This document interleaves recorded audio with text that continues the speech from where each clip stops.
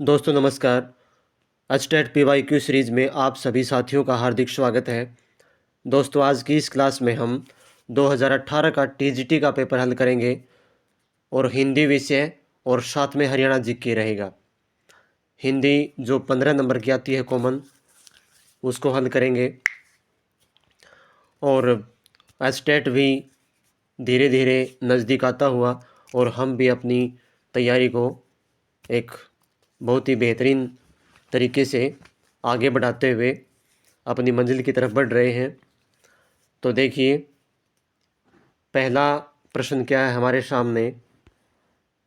संधि से पूछा गया है वयोवृद्ध शब्द में संधि कौन सी है। वयोवृद्ध एक बार पहले भी पूछा गया था, कौन सी उसमें था। तो इसकी संधि विच्छेद पहले कर ले। तो इसकी संधि विच्छेद क्या होगी, वह है प्लस वृद्ध, ये इसकी संधि हो जाएगी।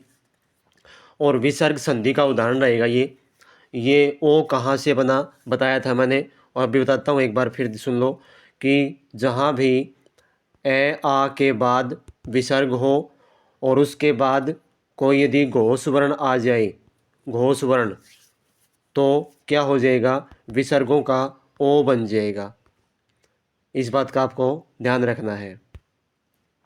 तो इसका ऑप्शन नंबर कौन सा हो जाएगा। स्वर संधि भी नहीं है, वर्णागम संधि भी नहीं है। वर्णागम संधि के बारे में हमने कल पढ़ा था पीजीटी वाली कक्षा में वाले पेपर में। वर्णागम संधि का मतलब होता है कोई दूसरा वर्ण ज़बरदस्ती तरीके से या हमें मजबूरन हमें लाना पड़े, कि जैसे ये है एक मूसल प्लस धार, तो क्या हो जाएगा, यहाँ इसकी संधि करेंगे तो ये बन जाएगा मूसलाधार। मूसलाधार, तो ये क्या हो जाएगा, यहाँ पे ये आ की मात्रा जो है, आ जो वर्ण है वो यहाँ ज़बरदस्ती से घुसाया, तो किसी दूसरे वर्ण का आगमन होना वो वर्णागम संधि होती है। विसर्ग संधि हो गई, व्यंजन संधि भी नहीं है ये। तो ऑप्शन नंबर इसका 3 सही हो जाएगा। अगला प्रश्न देखो, वार्तनिक दृष्टि से अशुद्ध विकल्प का चयन कीजिए। जो ठीक नहीं है वो देखो, विद्वत्ता, विद्वत्ता, विद्वत्ता ठीक नहीं है भाई। आगे देखो, गीतांजलि, गीतांजलि, हाँ गीतांजलि देखो वैसे तो सही लिखेंगे तो लय को छोटी की मात्रा आएगी, गीतांजलि, ठीक है ना। तो देखते हैं आगे इसमें कौन सा है। पक्षीगण, पक्षीगण तो बिल्कुल सही है। स्वामी भक्त, स्वामी भक्त भी सही है। विद्वत्ता देखो यहाँ दो में कन्फ्यूज़न है भाई, कैसे है, विद्वत्ता तो सही नहीं है। विद्वत्ता ऐसे आता है, डबलता आएगा इसमें, विद्वत्ता आधा तय भी साथ में जुड़ेगा, ये तो बिल्कुल ही गलत है। अब रही बात गीतांजलि की, गीतांजलि में कई बार जो है ना वैसे तो सही करेंगे तो गीतांजलि में लय को मात्रा छोटी आएगी की, लेकिन यहाँ इसको इसको ठीक ही माना है, ठीक मानना है। क्योंकि यदि यहाँ एक ऑप्शन ये होता कि एक और दो, तो ये भी गलत होता। नहीं तो बिल्कुल प्राथमिकता हम देंगे अशुद्ध को विद्वत्ता में, क्योंकि विद्वत्ता में आधा तय आता है इस प्रकार से। तो गीतांजलि भी सही है इनकी दृष्टि से। और आगे देखो तो ऑप्शन नंबर कौन सा हो जाएगा, इसका ए सही हो जाएगा। अगला देखिए, किस वाक्य में सर्वनाम पदबंध का प्रयोग हुआ है। सर्वनाम पदबंध, पदबंध क्या होते हैं कि जो एक से ज़्यादा पद मिलकर एक ही व्याकरणिक इकाई का काम करें, वो होते हैं सर्वनाम, वो होते हैं पदबंध। तो सर्वनाम का पूछा इसने, सर्वनाम का पूछा तो देखो इसमें सर्वनाम, मेरे रिश्तेदारों में से कोई समय पर नहीं आया, मेरे, ये सर्वनाम है। आगे देखते हैं, रिश्तों में स्वार्थ देखने वाले युवा सानिध्य की उष्मा पहचाने, इसमें कोई सर्वनाम नहीं है। राम ने लंका के अत्याचारी राक्षस राज रावण को मार डाला, ये संज्ञा बन जाएगा, ये भी संज्ञा पदबंध बन जाएगा। दूसरा भी, 5वीं मंजिल से गिरा, मरेगा नहीं तो क्या जिंदा रहेगा, 5वीं मंजिल से गिरा, ये कौन सा हो जाएगा, ये शायद क्रियापद बन, यहाँ ये क्रियापद बन जाएगा यहाँ पे। अब यहाँ क्या है, मेरे रिश्तेदारों में, इसने पूछा है सर्वनाम पदबंध, ठीक है ना। तो यहाँ कौन सा हो जाएगा, ऑप्शन नंबर ए सही हो जाएगा यहाँ पे। और किसी में सर्वनाम है ही नहीं। और जो क्या होता है, ये जो होता है ये बिल्कुल शीर्ष पे होता है, बिल्कुल शीर्ष पे होता है, यानी कि पहले वाला होता है, उसी के अकॉर्डिंग सारे पद काम करते हैं, वो होता है पदबंध। आगे देखो, ये चैप्टर करवाएंगे, भली बात ही करवाएंगे आपको। आगे देखो, पहला किस वाक्य में इच्छार्थ वृत्ति का प्रयोग हुआ है। इच्छार्थ वृत्ति, ये जो वाक्य के जो अर्थ के आधार पर जो वाक्य के भेद हैं वो 8 प्रकार के, तो वो है ये इच्छार्थक वृत्ति। तो इसमें कौन सा हुआ है, ईश्वर तुम्हारा भला करे, हाँ बिल्कुल है, ईश्वर तुम्हारा भला करे, आपकी यात्रा मंगलमय हो, तुम चिरंजीवी बनो, ये सभी इच्छावर्ती में आ जाएंगे। कृपया यह प्रकरण जांच दीजिए, ये भी नहीं आएगा। लगता है इस वर्ष खूब वर्षा होगी, ये भी नहीं है, ये तो संदेहवाचक में हो गया। आगे देखो, यदि वह पढ़ता तो सफल होता, ये संकेतवाचक में हो गया, ये भी नहीं है। तो कौन सा हो जाएगा, ऑप्शन नंबर ए सही हो जाएगा। तो इसका यही आंसर है। आगे देखो, नेक्स्ट क्वेश्चन में क्या पूछ रहा है ये, किस वाक्य में सार्वनामिक विशेषण का प्रयोग हुआ है। सार्वनामिक विशेषण, सार्वनामिक विशेषण क्या होता है, ये विशेषण का एक भेद होता है, और जो संज्ञा से पहले जुड़कर उसकी विशेषताएं बताए, उसकी विशेषता प्रकट करे, जो संज्ञा से पहले आकर, वो क्या होता है, सार्वनामिक विशेषण होता है। संकेतवाचक सर्वनाम या निश्चयवाचक सर्वनाम और सार्वनामिक कोई विशेष फर्क नहीं है, बस इसके ये संज्ञा से पहले आता है, और उसमें क्या होता है, वो उसके आगे मतलब सर्वनाम होता है या और कोई दूसरा तत्व होता है व्याकरण का।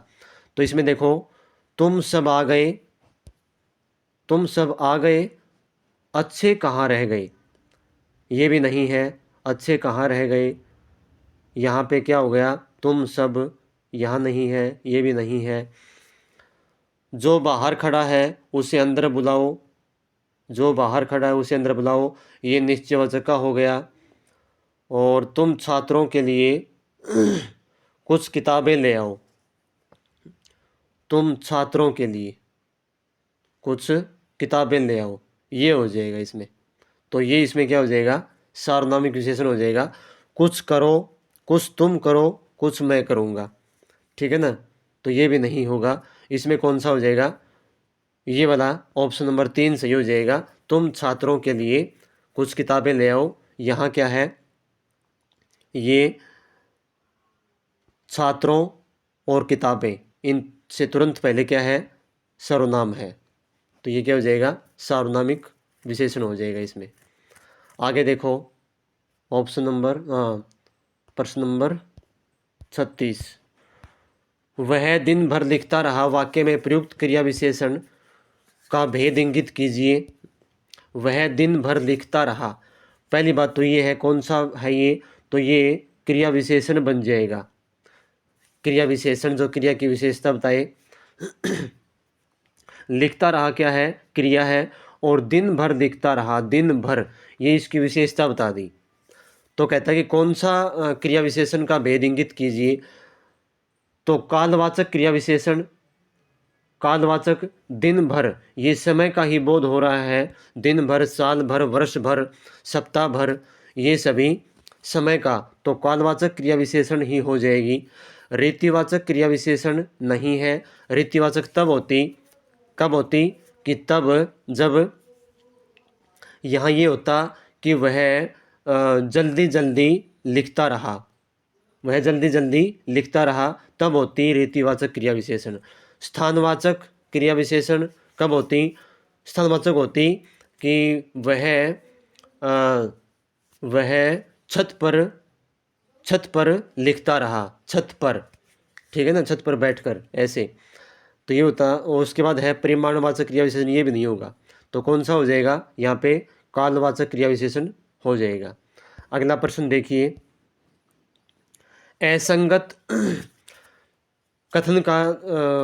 कथन को छांटिए जो सही नहीं है। जो सही नहीं है, नापाक इरादे से की जाने वाली मंत्रणा दित्सा, दित्सा नहीं होती, नापाक इरादे से की जाने वाली मंत्रणा, तो मतलब क्या हुआ कि किसी के प्रति कोई षड्यंत्र रचने के लिए जो है, जो गुफ्तगू होती है वो, तो क्या होती है, दित्सा नहीं होती, वो होती है दुर्भिसंधि। दुर्भिसंधि होती है वो, ठीक है ना, दुर्भिसंधि होती है। और मंत्रणा, मंत्रणा वैसे एक बातचीत का ही हिस्सा है, लेकिन मंत्रणा क्या होती है कि मंत्रणा होती है कुछ ही विशेष मनुष्यों द्वारा, कुछ ही विशेष व्यक्तियों द्वारा कुछ गहन मुद्दे पर, विशेष मुद्दे पर की जाने वाली गुप्त रूप से जो बातचीत है वो मंत्रणा होती है। बातचीत एक सामान्य मुद्दे पर और सामान्य व्यक्तियों द्वारा आपस में की जाने वाली बात होती है। तो ये क्या होगा, इसका हो जाएगा दुर्भिसंधि। ये गलत है, इसमें असंगत यही है। दोपहर से पहले का समय पूर्वाहन, हाँ यही होता है, पूर्व प्लस अहन, पूर्व का मतलब पहला, अहन क्या होता है, दिन, दिन का पहला हिस्सा, यही होता है। जिसे देखकर रोंगटे खड़े हो जाए, लोम हर्षक, हाँ लोम हर्षक होता है ये। लोम का मतलब क्या होता है, लोम का मतलब होता है जो मतलब जो हमारे रोम जिसको बोलते हैं, रोम जिसको, रोम या रोए जिसको बोलते हैं ना वो। तो और हर्षक का मतलब क्या होता है, खुश होना, वैसे तो खुश होना होता है, लेकिन यहाँ इसको मिलाकर क्या कर दिया, लोम हर्षक, यही होता है, इसका होता है। और बालुका युक्त तटभूमि क्या कहलाती है, सिकता। बालुका युक्त तटभूमि यानी कि जिसके किनारे पर बालू हो, ठीक है ना, बालू पानी के साथ बहकर आ गया हो, इकट्ठा हो गया हो, तो क्या कहता है, सिकता कहलाता है। तो इसमें कौन सा हो जाएगा, ऑप्शन नंबर ए सही, ए गलत है, तो यही इसका सही हो जाएगा। असंगत पूछा इसने। अगला प्रश्न देखिए, अगला प्रश्न देखो, अशुद्ध वाक्य को चुनिए जो ठीक नहीं है। आपसे मिलकर मुझे आनंद का आभास हुआ, आपसे मिलकर मुझे आनंद का आभास हुआ, ये नहीं, आभास नहीं आएगा, इसका ये हो जाएगा कि आपसे मिलकर मुझे आनंद हुआ, ये सही हो जाएगा इसका। ये गलत है, गलती पूछा इसने। मेरठ में कई दर्शनीय स्थल हैं, हाँ ये भी सही है, दर्शनीय का मतलब देखने हो गए। यह छात्रवृत्ति के छात्राओं के लिए है, बिल्कुल सही है। मैं अपना मत मैं अपना मत स्पष्ट करना चाहता हूँ, ये भी सही है। तो ऑप्शन नंबर ए गलत हो जाएगा और यही इसका सही आंसर है, यही उस अशुद्ध वाक्य है। अगला देखो, अगला प्रश्न देखिए क्या है, किस विकल्प में तत्पुरुष समास नहीं है, किस विकल्प में तत्पुरुष समास नहीं है। तो वाक चतुर्य इसमें तो है, वाक में चतुर या वाणी में चतुर, ठीक है। तीर्थाटन, तीर्थ के लिए आटन, ये भी तत्पुरुष समास है। अरण्य रोदन, अरण्य में रोदन करना, ये भी सही है तत्पुरुष समास। मीन केतु, मीन केतु ये नहीं है, इसका हो जाएगा मीन के समान केतु हैं जिसके, मीन के समान केतु हैं जिसके, अर्थात कौन, विष्णु, विष्णु। तो विष्णु किसी और की तरफ इशारा कर रहा है, तो क्या हो जाएगा, बहुब्रीहि समास का उदाहरण हो जाएगा ये। तो यही तत्पुरुष का नहीं है, बाकी और तीनों है। आंसर इसका क्या हो जाएगा, 4 हो जाएगा। नेक्स्ट देखो क्या है, निम्नलिखित में से किस विकल्प में गरुड़ का पर्यायवाची नहीं है। तो अहि भोजी, गरुड़ का पूछा है, अहि भोजी हाँ होता है। अहि का मतलब क्या होता है, सांप, अहि सांप का पर्यायवाची होता है। भोजी का मतलब खाने वाला, सांप को खाने वाला गरुड़ होता है, बिल्कुल। वैतन्य ये भी होता है पर्यायवाची। हेरंब, हेरंब ये नहीं होता भाई। हेरंब तो गणेश होता है, गणेश का पर्यायवाची है गणेश, ठीक है ना। हेरंब गणेश भी है। और हेरंब का एक मतलब होता है, हेरम का एक अर्थ होता है जैसे जो नायक होते हैं ना, नायक, जो 4 प्रकार के नायक होते हैं, तो उनमें से ये धीरोदत्त नाम का एक नायक होता है, धीरोदात। एक होता है धीरोदत्त, एक होता है धीरोदात। तो ये धीरोदात नायक होता है, वो भी, उसको भी क्या बोलते हैं, हेरम्ब बोलते हैं। हिंदी साहित्य में पढ़ा होगा आपने। और फिर है खगनाथ, खगनाथ भी है। खगनाथ का मतलब पक्षियों का राजा। तो इसका ऑप्शन नंबर कौन सा हो जाएगा, अ, हेर ये हो जाएगा, ऑप्शन नंबर 3 सही हो जाएगा इसका। नेक्स्ट देखो क्या कह रहा है ये, अशुद्ध संधि वाला विकल्प चुनिए। जिसमें सही नहीं है संधि वो चुनना है हमें। मद प्लस उन्नत, उन्मत्त, मदोन्मत्त बिल्कुल सही है। किसका है ये, गुण संधि का एग्जाम्पल हो जाएगा। विद्वत प्लस मुख, विद्वन्मुख, ये भी सही है बिल्कुल। व्यंजन संधि का एग्जाम्पल हो जाएगा। तय का तय किसी भी, मैंने बताया था, कई बार बता चुके हैं ये बात, ये एग्जाम्पल बहुत बार आया है कि किसी भी वर्ग का पहले वर्ण के बाद यदि क्या हो, मैं हो, तो क्या हो जाएगा, उसका जो पहला वर्ण है उसका अपने से पंचम में वो बदल जाएगा, तो इसका हो जाएगा विद्वन्मुख। तो ये व्यंजन संधि है, मौनुस्वार संधि बोलते हैं इसको। आगे देखो, और हाँ, अगला है तत् प्लस उपरांत, तत् प्लस उपरांत तदोपरांत, ये गलत है भाई। तत् प्लस उपरांत तदोपरांत गलत है ये, क्योंकि इसने इसकी कोशिश की है गुण संधि बनाने की, लेकिन यहाँ गुण संधि नहीं बनेगी। यहाँ बन जाएगा तदुपरांत, ये बनेगा इसका, तदुपरांत व्यंजन संधि बनेगी इसकी।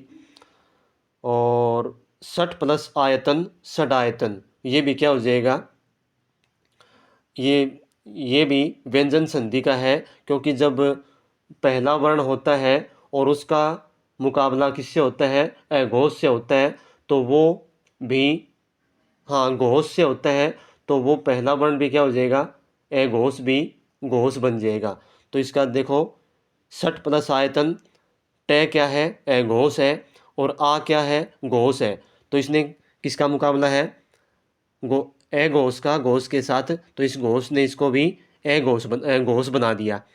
घोष का मतलब अपने से तृतीय में बदल जाएगा ये, और इसका बन गया ड, षडायतन। समझ गए होगे। आगे देखो भाई, आगे देखो, अपने साथियों को शेयर कर दिया करो भाई। आगे देखो, पहला क्या है, तत्सम तद्भव की दृष्टि से असंगत विकल्प चुनिए।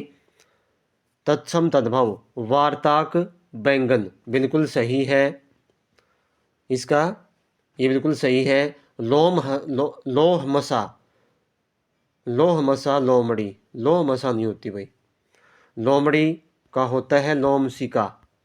लोमसिका क्या होती है, लोमसिका इसका तत्सम रूप हो जाएगा, और लोमड़ी तद्भव है, या फिर लोमसा भी हो जाएगा, लोमशा, ये दोनों ही हो जाएंगे इसमें। यही गलत है इसमें। मस्तक माथा बिल्कुल सही है। संठिका सोंठ, ये भी सही है। तत्सम तद्भव की मैंने गजब की ट्रिक बता रखी है, जो प्लेलिस्ट है उसमें जाके देख सकते हो आप, हिंदी व्याकरण के नाम से है वो। आपको सिर्फ जो है ना 10-12 वर्ड याद करने हैं कि कैसे, क्या क्या, कौन कौन से जो वर्ण आए तो वो तत्सम होता है, और कौन से आए तो तद्भव होता है। जिस साथी ने नहीं देखी वो देख ले। आपका तत्सम तद्भव का जो प्रश्न है वो गलत नहीं होगा कभी भी। आगे देखो, किस विकल्प में 2 उपसर्गों का प्रयोग नहीं हुआ है, 2 उपसर्गों का, तो किस में नहीं हुआ, देखो, सारोपा, तो से, एक तो से हो गया, एक आ हो गया, से आ रोपा, इसमें भी हुआ है। सहगामिनी, सहगामिनी, गामिनी। गामिनी तो अपने आप में एक मूल शब्द है, इसमें एक का ही हुआ है पुनरुद्धार, इसमें एक हुआ है पुनर और एक हुआ है उत और धार, इसमें भी दो का हुआ है। समाधि, इसमें कितना हुआ है देखो, सम सम आ सम और आ, ये इसमें भी दो का हुआ है। तो इसमें कौन से में नहीं हुआ, एक का सिर्फ सहगामिनी में हुआ है, तो ऑप्शन नंबर सही हो जाएगा, ये दूसरा ही हो जाएगा सही। अगला प्रश्न देखो, भाववाच्य चुनिए। भाववाच्य का मतलब सीधा सबसे पहले दिमाग में आना चाहिए कि भाववाच्य है तो अकर्मक क्रिया रहेगी, यानी कि उसमें कर्म नाम की कोई चीज़ नहीं होनी चाहिए।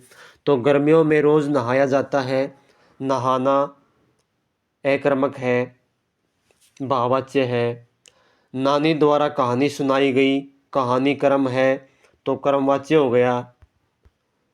कुत्ता सारी रात भौंकता है, ये इसमें कर्म नहीं है लेकिन ये कर्तृवाच्य है, कर्तृवाच्य है। किसानों द्वारा फसल काट ली गई, फसल कर्म है और ये भी कर्मवाच्य है। ठीक है, तो कौन सा हो जाएगा, वाच्य का भी चैप्टर करवा रखे हैं बहुत ही गजब तरीके से, तो वो भी देख सकते हैं जाके प्ले लिस्ट में। तो कौन सा हो जाएगा इसमें, पहला ऑप्शन ही सही हो जाएगा, गर्मियों में रोज़ नहाया जाता है, ये इसका आंसर हो जाएगा। अगला प्रश्न देखो, निम्नलिखित में से संकर शब्द किस विकल्प में नहीं है। संकर शब्द यानी कि दो भाषाओं के योग से जो बना हुआ हो वो होता है संकर शब्द।